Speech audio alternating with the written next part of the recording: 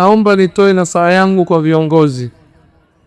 Mara nyingi viongozi, ikiwa ni mambo yanayohusiana na siasa, huwa wako vizuri kusaidia. Mimi kuna historia ndogo nataka nieleze. Mwaka wa 2014 nimeanza dawa, mwaka 2013 rasmi. Mwaka 2014 kuna mtu niliwahi mtembelea, ni mkubwa, sipendi kumtaja jina, na miongoni mwa maneno alikuwa akiongea ni kwa kuwa anasema nimetumia zaidi ya bilioni moja, zaidi ya bilioni moja kwa mambo ya dunia, lakini nilimuomba tu nisaidie mimi kununua kamera 150,000. Alinijibu akaniambia naweza kununulia hata kamera 50, lakini naufia kamera hiyo uende ukalingania ugaidi baadaye. Ikiwa huwezi msaidia mtu, tafadhali usimpatie maneno ya kumvunja moyo na kumuumiza, ukawa umemkosesha huku na umemharibia huku. Wacha mimi kujulikana kesho nitakuwa nani. Mtoto unaimbeba katika tumbo lako miezi 6, hujui miezi 9, hujui kwamba huenda kesho yeye ndo akawa ni chanzo cha wewe kufa. Kwa hiyo usitabirie mtoto mwenzako ikiwa wewe mwenyewe hujijui kesho utakuwa nani.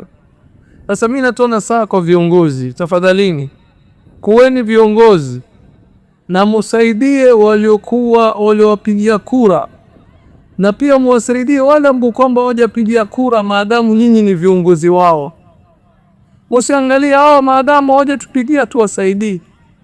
Kusaidia haifungamani na uongozi, inafungamana na utu na ubinadamu na dini ya mtu. Hakuna dini yoyote iliyohimiza watu wasisaidiane. Dini zote zimehimiza watu wasaidiane.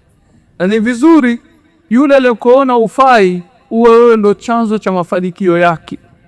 Yule alikataa kusupport, wewe ndo umsupport. Ni jambo zuri.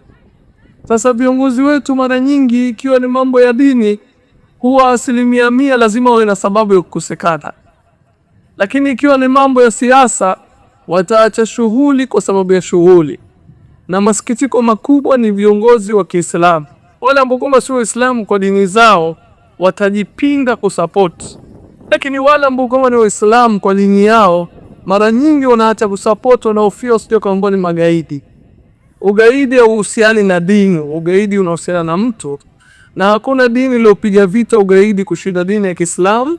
Ndio maana akaingizwa mwanamke motoni kwa sababu alimtesa faka. Ikiwa ukimtesa faka waingizwa motoni, je, ukitesa watu?